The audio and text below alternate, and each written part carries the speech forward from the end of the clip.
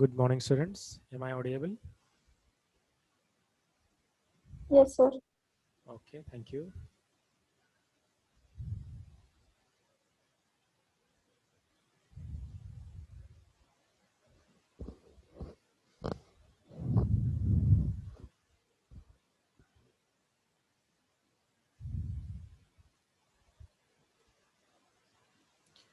In the last lecture, we had discussed this, na? Archimedean spiral. Yes, sir. Okay, and we were about to discuss the helix on a cone, isn't it? Yes, sir. Okay, और ये हम लोग discuss कर रहे थे और बीच में ही light चली गई थी, ठीक है? तो let us continue with this topic only. How many participants were there in the last lecture? Has anybody seen? 26, sir. 26. In last lecture also? Last lecture का नहीं पता. अच्छा, चलो कोई दिक्कत नहीं. तो 26 आ गए हैं. So let us start our discussion. ठीक है? Now, what we are going to discuss is the helix on a cone. ठीक है? First of all, what we will do, we will read the problem statement. So the problem statement is, draw a helix on a cone of base diameter 60 mm and axis height 80 mm. Okay. So on that day, I was telling you that this input can be varied by two ways. Okay? So very first way is they can give the axis height, this vertical axis height they can give like what they had given over here. Okay? But instead of this, they can give this slant height also. Okay? और it is also called as an generator. ठीक है, इसको हम लोग क्या कहते हैं, जो ब्लैक में है ना, उसको हम लोग कहते हैं generator. Okay, so they can give the maximum generator height. ठीक है, और they can give the axis height. Now you tell me, if axis height from this point P S to this, if it is 80. ठीक है, अभी यहाँ पर दिया गया है it is 80. So just minute.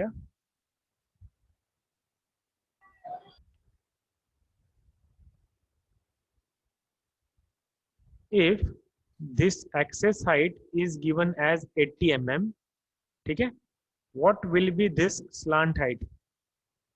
ये कितना रहेगा, बोलो आप मुझे.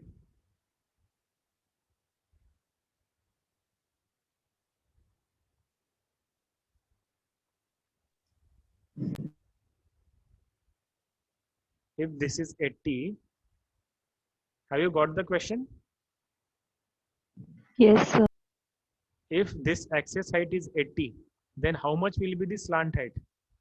Whether equal to 80, less than 80, or greater than 80? Equal to 80. Equal to 80. Okay. Any other opinion? Greater than 80. Greater than 80. Okay. See, this is what is the 90 degree. ठीक है, ये 90 वाला है. अब आपको समझ में आ जाएगा. How much it will be? Sorry, you are not audible.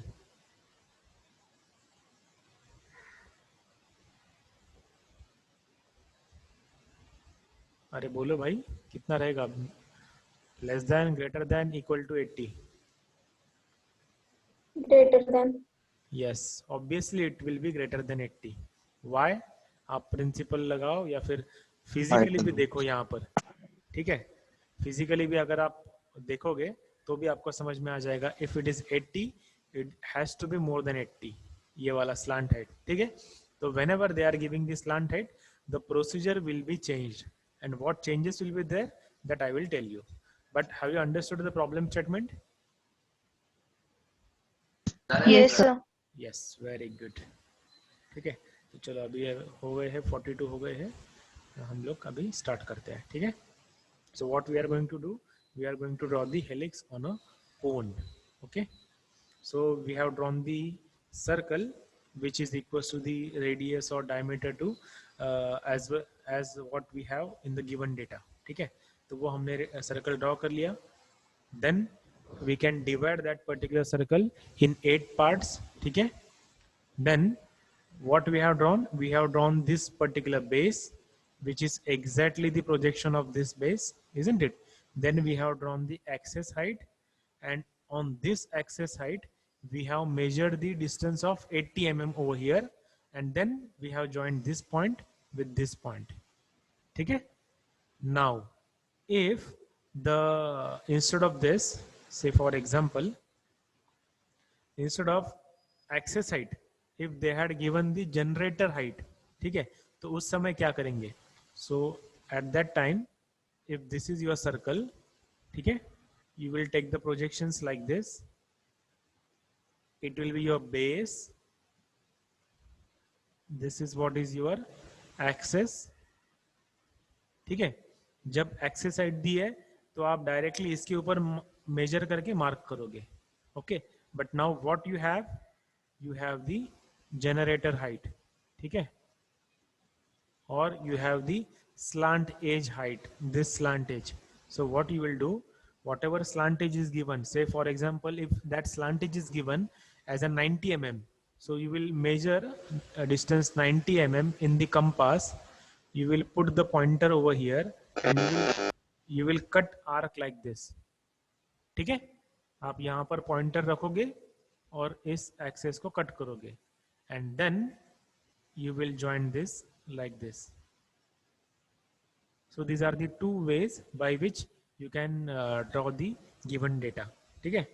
So is it understood? Yes, sir. Okay, good. Now after this what we are going to do, we are going to do the naming, ठीक है। Naming कर लिया हमने, okay, and then we have done the projections. तो ये जो points है, अलग अलग पॉइंट्स है, उसके हमने प्रोजेक्शंस कहाँ तक ले लिए? बेस तक ले लिए, ठीक है। After that we have drawn और we have connected the base points with the apex point. Apex point को हमने कनेक्ट कर लिया।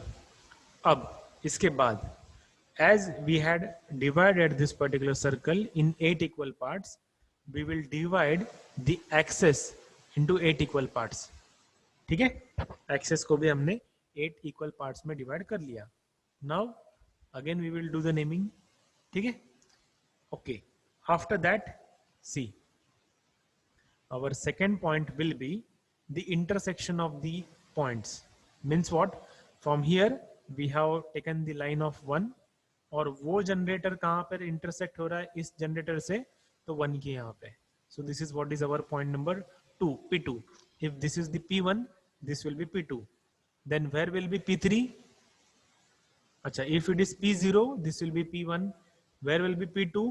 यहाँ से 2 वाली लाइन और यहाँ से 2 वाली लाइन, तो यहाँ पर आएगा लाइक दिस, ठीक है। 3 वाला कहाँ से आएगा? From here we will have the projections of 3, और उसका ये जनरेटर है, और 3 वाला ये वाला डिवीजन है, तो यहाँ पर इंटरसेक्शन पॉइंट आएगा, okay. So likewise you will get the different points, ठीक है।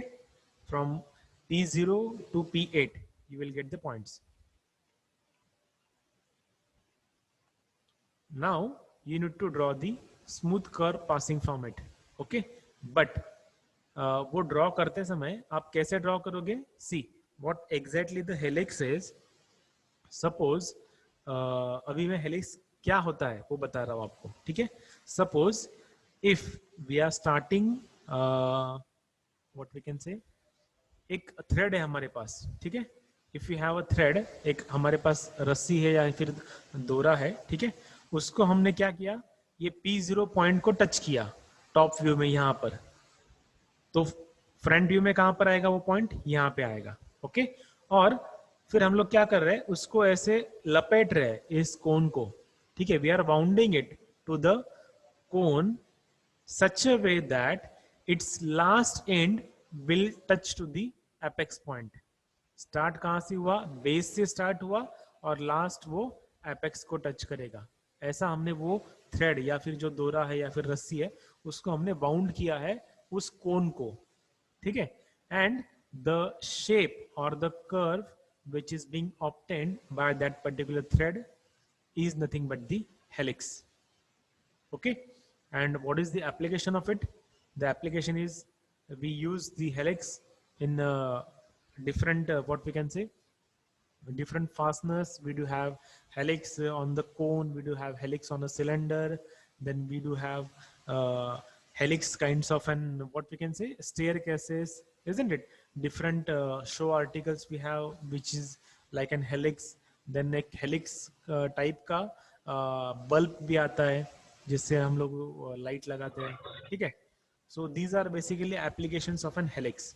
So now what you will do, see, if we are going to wound it like this, अगर हम लोग P0 से स्टार्ट करते हैं और ऐसा वाउंड करते हैं, या फिर if we are wounding it in this way, so what will happen from P0 to P4, okay, P0 से लेके P4 तक you can see that particular thread, but when it is from P4 to P again 0 or P8 it will be hidden. तो ये वाला जो रहेगा, ये वाला part that will be hidden and this particular part will be continuous. So यहाँ तक continuous रहेगा and from here it will be a hidden curve. ठीक है? Have you understood this? Yes, sir. Yes, sir. Very good, very good, perfect. ठीक है, अब यहाँ तक तो समझ में आ गया. अब देखो वो जो थ्रेड है, that thread we had drawn on the front view, isn't it? But same thread can be seen in the top view. Top view में भी हमें वो थ्रेड नजर आएगा. तो उसके लिए ये सारे पॉइंट्स के प्रोजेक्शंस हमें लेने हैं. Okay, so that projections we will do on the top view and we will draw the thread on the top view too. Okay, so let us see how we can do that. तो P1 से लेके मैंने एक projection ले लिया जो कि cut करेगा 1 को. अब मुझे करना है 2 को, ठीक है. अब 2 के लिए मैं अभी नहीं बता रहा हूँ, थोड़ी देर के बाद बताऊंगा क्या किया है हमने. ओके, 3 के लिए देखो, 3 वाला लाइन लिया, 3 के ऊपर आ गए. 4 वाला लाइन लिया, 4 के ऊपर आ गए. 5 वाला लिया, 5 के ऊपर. 6 वाला, चलो 2 और 6 में बाद में बताऊंगा, ठीक है. 7 वाला एंड 8th पॉइंट यहां पर आ गया, 8th वाला इधर आ गया, ठीक है. Have you understood all the points apart from 2 and 6? Yes, sir. पक्का सबको समझ में आ गया? Yes, sir. Okay, very good. अब देखो ये 2 वाला, सर लास्ट वाली लाइन समझ नहीं आई. सॉरी सर वो रेड लाइंस जो आपने बाद में ड्रॉ की वो समझ में नहीं आई मुझे. नहीं आया, ठीक है, वेरी गुड. अच्छा ये वाला तो हो गया, ठीक है. Now see the basic thing is what we want that helix to be shown on the cone, firstly on the front view, secondly on the top view. Now we want the projections of this helix on the top view. So what we are doing, we are projecting these points on these particular what we can say generators, isn't it? ये सारे generators है. Suppose ये भी हम लोग इसको अगर कुछ नाम दे देंगे, say for example mn, ये जो axis है उसको अगर हम लोग नाम दे देंगे m, just a minute, मैं नाम दे देता हूँ उसको. If the base is m and this apex is n, तो वो कहां पर आ जाएगा? चलो हम लोग फिर सिर्फ n वाला नाम यहां पर देते हैं, ठीक है. So this particular point will be n, ठीक है. सो p to n, what is this? This is the generator. Same generator is over here. Then 1 to p, so 1 to p is again 1 to n, again generator. 2 to n is again generator, ठीक है. तो ये जो P1, P2, P3 ये सारे points है वो हम लोग जनरेटर के ऊपर मार्क कर रहे हैं. So for that we are taking the projections. तो P1 वाला कहां पर लिया? 1 के जनरेटर के ऊपर. तो 2 वाला अभी हमें लेना है. तो 2 के लिए देखो, अगर हम लोग स्ट्रेट लाइन ड्रॉ करेंगे तो कहां पर आएगा? डायरेक्टली इधर ही आ रहा है ना वो स्ट्रेट लाइन के ऊपर, बट वो उसे कट नहीं कर रहा है. So for that what we are doing, we are taking the projections from this end. End से हम लोग उसका प्रोजेक्शंस ले रहे हैं, ठीक है. और वो कट कहाँ पे किया? ये वाले एक्सिस के ऊपर कट किया, ठीक है। Then considering this point as an center point and this much as an radius, we had drawn one arc, और वो आर्क जहां पर कट करेगा that will be the second point. Have you understood it? Yes sir. सबको समझ में आया क्या ये 2 वाला point? Yes, sir. Very good, Yes, sir. Yes, sir. Very good. चलो तो 3 वाला, देन 4, 5, 6। अभी 6 वाला फिर से वो पॉइंट जो आएगा वो एक्सेस के ऊपर आएगा।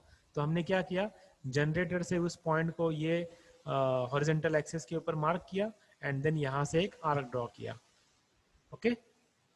And lastly P7, and these are our points, isn't it? And how we are going to draw it? With an hidden line or with an continuous line? Tell me.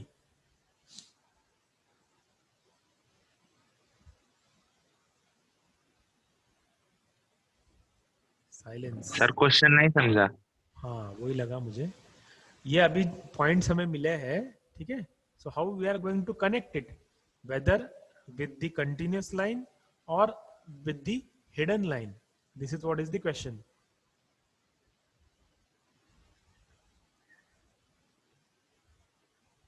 चलो let it be, we are going to draw the curve with the continuous line like this, okay. And just what you can see, ये कहीं पर देखा है क्या अभी आपने? It is exactly looking like a Yes, sir. spiral, Archimedean spiral, isn't it? So, have you understood this? Helix on a cone? Yes sir. Yes, sir. Very good. Selected ही आवाजें आ रही है, बाकी कुछ लोगों को समझ में आ रहा है कि नहीं आ रहा है पता नहीं चल रहा। चलो अगर नहीं आ रहा समझ जा तो आप पूछो, ठीक है। ओके नेक्स्ट, ये तो बहुत ही आसान है, हेलिक्स अपॉन अ सिलेंडर, ठीक है। जैसा हेलिक्स हमने कोन के ऊपर ड्रॉ किया वैसा ही हमें सिलेंडर के ऊपर ड्रॉ करना है। So for that we have an problem statement like draw a helix on a cylinder, just a minute, a cylinder of base diameter 60 mm and axis height 60 mm, ठीक है। So how we can draw? Let us draw the base first, then वो base draw करने के बाद axis height लेके ये पूरा जो rectangle है that we can draw, okay। Then divide the circle in 8 parts, इसके projections ऊपर ले लो generators के, then divide the axis in 8 parts and उसको भी naming कर दो, ठीक है। 1 2 3 4 एंड इंटरसेक्शन वाले पॉइंट्स मार्क करो, 1 वाला 1, 2 के यहाँ पे 2, like that. And all these are nothing but the P2, P8, P1 to लेके P7 तक सारे पॉइंट्स है ये। And from it we are going to draw the smooth curve. Again the curve will be continuous in the first half and in the second half it will be a hidden curve, isn't it? Done? Understood? Yes, sir. Very Yes, good. sir. Simple and Yes, not? sir.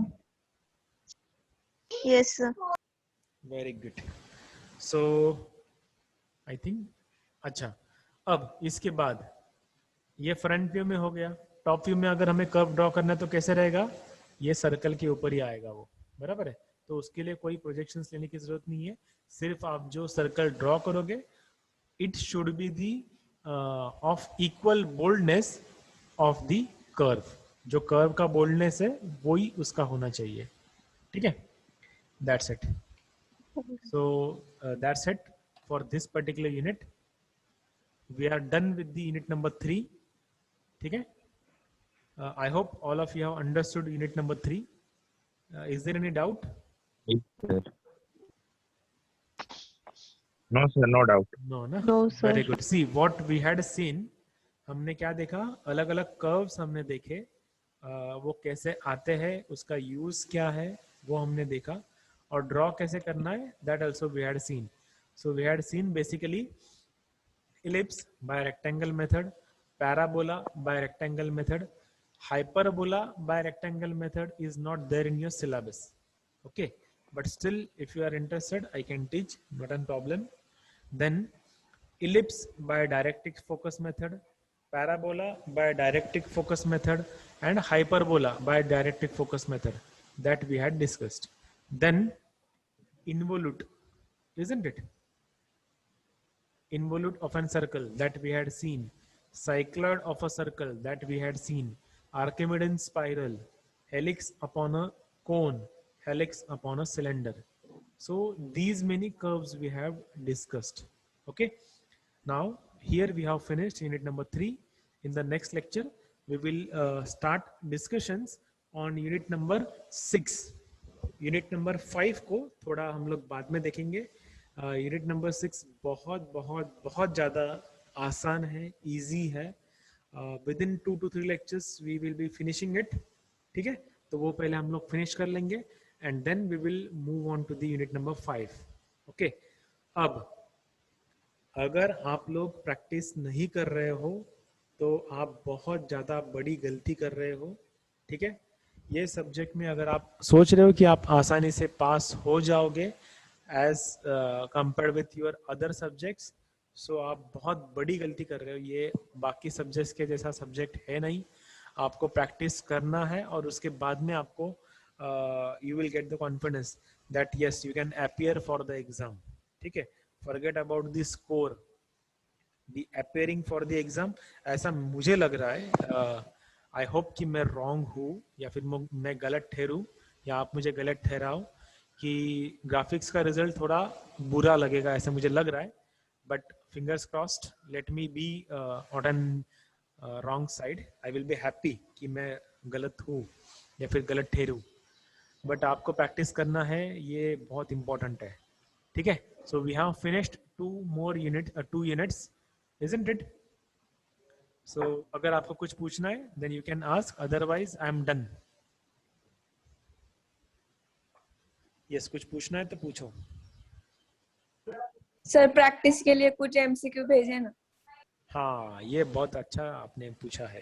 ठीक है, तो आप मुझे बताओ MCQs के ऊपर practice बिल्कुल भी नहीं हो सकती.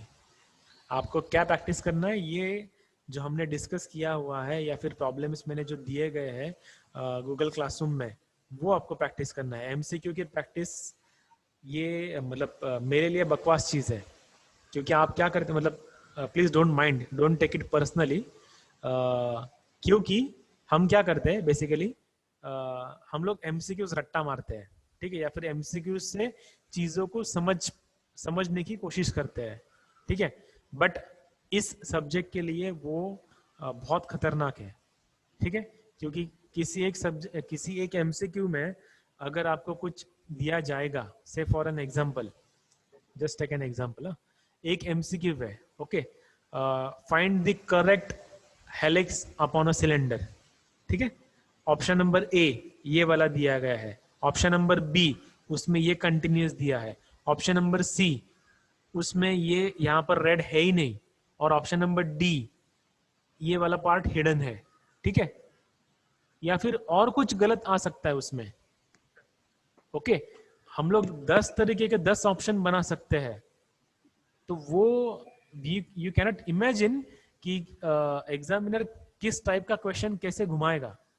ठीक है, आप कंफर्टेबल कब होंगे, जब आपका बेसिक पक्का रहेगा या फिर जब आपका ये कर्व आपको पक्का याद है कैसा है. देन आपको कैसा भी एमसीक्यू आने दो, you will be able to face it or you will be able to answer it correctly. ठीक है, so that is what is my funda, कि if you are okay with or if you are very good enough with your fundamentals, then MCQ को कैसे भी आने दो, you will be able to answer it. ठीक है, that is the reason I am not going to provide any sort of an MCQ before your exam. Exam से एक week पहले मैं आपको दे दूंगा, बट उसके पहले मैं देने वाला नहीं हूँ.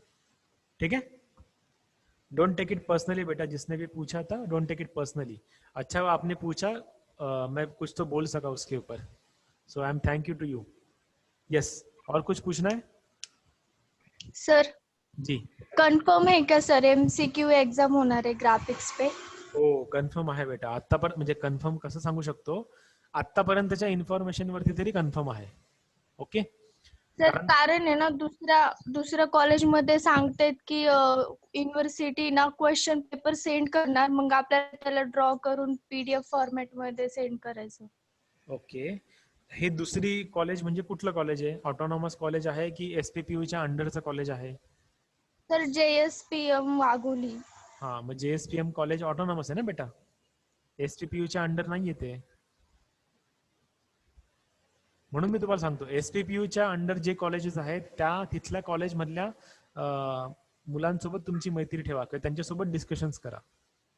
SPP आता कसं आहे की जसं तुमचा व्हॉट्सअप ग्रुप असतो तसा आम्हा शिक्षकांचा एक व्हॉट्सअप ग्रुप आहे, आणि त्या शिक्षकांच्या ग्रुपवरती आम्ही हा क्वेश्चन रेस केला होता की आम्हाला गाईडलाईन्स द्या की कशा प्रकारची एक्झाम असेल. तर त्या ग्रुपवर आम्हाला इन्फॉर्मेशन आली आहे की जे चेअरमॅन आहेत, सब्जेक्ट चेअरमॅन आहेत, किंवा जे शिक्षक किंवा जे BOS मेंबर्स आहेत, तर त्यांच्याकडून इन्फॉर्मेशन आली आहे की MCQ द्वारेच ग्राफिक्सची एक्झाम होणार आहे. म्हणून मी काय बोललो की तुर्तास जी आम्हाला आजपर्यंतची एक्झाम आहे, आजपर्यंत जे काही नोटिफिकेशन आहे ना, त्यावर मी तुमच्याशी बोलतोय. उद्या ऑल ऑफ अ सडन जर का आलं की नाही तुमची एक्झाम विथ इन्स्ट्रुमेंट घ्यायची, तुम्हाला कुठल्या तरी पेजवरती ड्रॉ करायचंय, आणि मग ज्या वेळेला जी इन्फॉर्मेशन माझ्याकडे येईल त्याच्या पुढच्या मिनिटाला तुमच्यापर्यंत ती पोहोचलेली असणार आहे. That is the guarantee from my side. But अजूनपर्यंत तरी अशी काही इन्फॉर्मेशन मला आलेली नाही. ठीक आहे, आणि जर का तुमच्यापर्यंत आली ना तर तुम्ही मला शेअर करा. जसं आता ह्या विद्यार्थिनीने सांगितलं की असं असं आहे, तर तसं शेअर करा. ठीक आहे. आणि सर दुसऱ्या कॉलेजमध्ये ना इनसेम पण एक्झाम झाली आहे त्यांची. हो बरोबर आहे, Graphics काही काही वरती. कॉलेजेसने इन्सेम एक्झाम घेतली, आपण नाही घेतली. कारण की इन्सेम एक्झामची बेसिकली तुम्हाला इन्सेम एक्झाम नाहीच आहे ह्या सब्जेक्टसाठी. बरोबर आहे, आपल्या फर्स्ट डेला मी तुम्हाला सांगितलं होतं की ग्राफिक्सला इन्सेम एक्झाम नाही, म्हणून आपण नाही घेतले. ऑलरेडी तुम्ही एवढे बिझी असता, खूप अभ्यास करता तुम्ही, आणि त्यातनं परत ग्राफिक्सची इन्सेम एक्झाम घ्यायची आणि तुम्हाला टेन्शन द्यायचं असं काही वाटलं नाही आम्हाला, म्हणून आम्ही तुम्हाला काही टेन्शन दिलं नाही. कारण पहिल्या 2 युनिटची वरती MCQs घेऊन त्याचा काही फायदा नाही आहे तसा. ठीक आहे, बट आपल्याकडे MCQs भरपूर आहेत. जर का तुम्हाला अभ्यास करायचा असेल पहिल्या 2 युनिट्स वरतीच, ठीक आहे, तर माझ्याकडे भरपूर आहे. तुम्ही पर्सनली मला कॉन्टॅक्ट करा, मी तुम्हाला देईल. But that cannot be an productive option. आपल्याला क्वेश्चन्सच मुळात unit number 3 to unit number 6 वरती विचारले जाणार आहेत, तर पहिल्या 2ची एक्झाम घेऊन काय करायचं? येते का लक्षात? म्हणून sir. ह्या मताने आपण ती घेतलेली नाही. बोला, आणखीन काय विचारायचंय तुम्हाला? सर आमचे प्रॅक्टिस टेस्ट घ्या ना सब्जेक्ट या Practice test सब्जेक्ट कशी? Yes sir. तुम्ही सुचवा मला, म्हणजे कसं आता घेऊ मी? MCQ.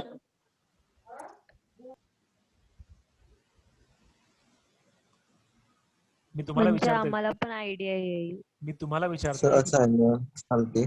सॉरी, असाइनमेंट डॅश म्हणजे अरे असाइनमेंट हा पुढचा पाठ झाला बेटा. तुम्हाला मी आता फक्त सांगतोय की जे जे तुम्हाला मी दिलंय तेवढं तरी रिपीट ड्रॉ करा. मला सांगा, तुमच्यापैकी आता तुम्ही आता किती जण आहात इथे? 52 जण आहात. ठीक आहे, 52 पैकी हे कर्व्स, कालपर्यंत शिकवलेले कर्व्स घरी प्रत्येकाने किती जणांनी ड्रॉ केले? मोजके 20 लोकांनी ड्रॉ केले असतील.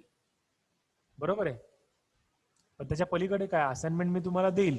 भरपूर असाइनमेंट माझ्याकडे आपल्या गुगल क्लासरूमला आहेत सुद्धा. अच्छा, 10 मिनिटं राहिले.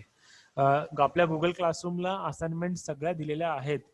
ऑर्थोग्राफिक्सचे एवढे क्वेश्चन्स आहेत की तुमच्याकडनं वर्षभर जरी तुम्ही ड्रॉ केलं तरी ते होणार नाहीत, कम्प्लीट होणार नाहीत, किंवा त्याच्यामधून भरपूर प्रतिप्रश्न निर्माण होतील, डाऊट्स निर्माण होतील, असे भरपूर क्वेश्चन्स आहेत. बट एकाही विद्यार्थी, ही शोकांतिका आहे, एकाही विद्यार्थ्याने डाऊट साठी मला फोन केला नाही किंवा व्हॉट्सअपला मेसेज पाठवलेला नाही. आणि आपला ऑर्थोग्राफिकचा चॅप्टर संपून बरेच दिवस झाले. तर सांगा, मी काय म्हणजे काय कसं करून घेऊ तुमच्याकडून? कारण तुम्ही तुमच्या पद्धतीने करता आहात, I am okay with it. मी सिरियसनेस तुम्हाला सांगायचा प्रयत्न करतोय. तुम्हाला कळाला, चांगली गोष्ट आहे. तुम्ही कामाला लागलात तर एकदम छान गोष्ट आहे. पण जर का तुम्ही आणखीन आरामात असाल, झोपेतच असाल, तर त्याला मी नाही काही करू शकत ना बेटा. एकच मार्ग आहे की तुम्ही प्रॅक्टिस करणं, आणि त्या प्रॅक्टिसमध्ये जर का तुम्हाला काय डाऊट असेल, तुम्ही कुठे अडत असाल, आणि तर मग तुम्ही मला माझ्याकडे यायला पाहिजे किंवा मला डाऊट विचारायला पाहिजे. पण ते होतच नाही, याचा अर्थ तुम्ही प्रॅक्टिस करतच नाही आहात. आणि if you are asking me to conduct the MCQ test, orthographics वरती MCQ टेस्ट घ्या असं जर का, किंवा आता आपला हा संपला कर्व्स वाला चॅप्टर संपला त्याच्यावर MCQ टेस्ट घ्या, जर का बेसिक प्रॅक्टिसच केलेली नाही तर मग तुम्ही किती MCQ टेस्ट घ्या, काही उपयोग नाही त्याच्यामध्ये. येते का लक्षात मी काय सांगायचा प्रयत्न करतोय? सो बेसिकली तुम्ही कमीत कमी 4 ते 5 वेळा हे सगळे कर्व्स ड्रॉ केले पाहिजेत. 20 ते 30 ऑर्थोग्राफिक्सचे सेक्शनल व्ह्यूजचे प्रॉब्लेम्स तुम्ही ड्रॉ केले पाहिजेत. आणि त्यामध्ये तुम्हाला जर का अडचणी येतील ना, आणि तर मग तुम्ही मला कॉन्टॅक्ट कराल, आणि तर मग it will be okay to conduct the MCQ test.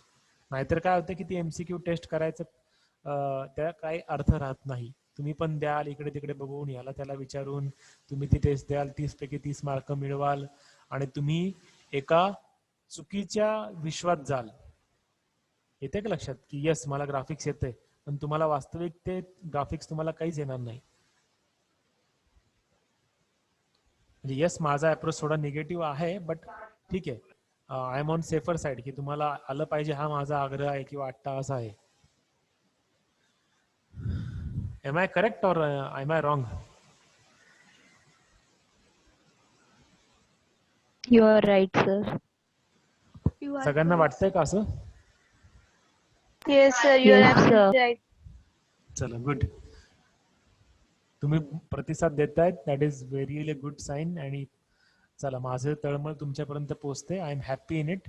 तर आय होप की तुम्ही आता काहीतरी ड्रॉ कराल किंवा प्रॅक्टिस कराल आणि तुमचे डाऊट्स माझ्यापर्यंत येतील. So I will be more happy to serve you. फक्त असं करू नका की डाऊट आले आणि सारखं सारखं तुम्ही फोन करताय किंवा सारखं सारखं मेसेज करतायत.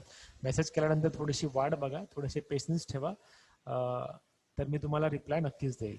तुमच्या फ्रेंड्सचा अनुभव असेल की काही डाऊट आला तर मी तुम्हाला रिप्लाय करतो नक्की. ठीक आहे, चला आणखीन काय डाऊट आहे, काही विचारायचंय, काही बोलायचंय?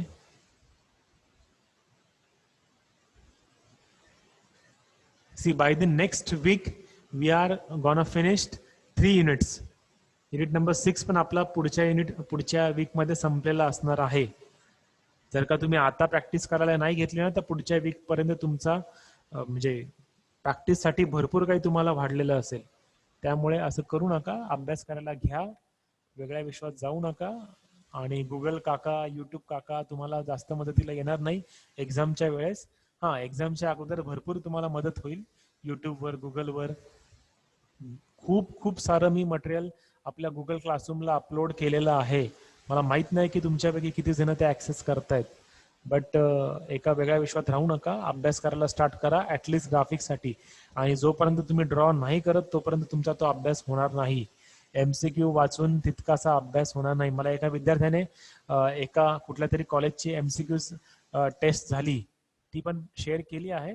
योग्य वेळेला मी ते पण तुमच्यासोबत शेअर करेल सगळ्यांच्या सोबत, बट त्याची योग्य वेळ येऊ देत. ठीक आहे. सो जर का तुमच्याकडे काही नसेल आता डिस्कस करायला तर लेट अस स्टॉप. ठीक आहे, काय आहे का, काही बोलायचं आहे?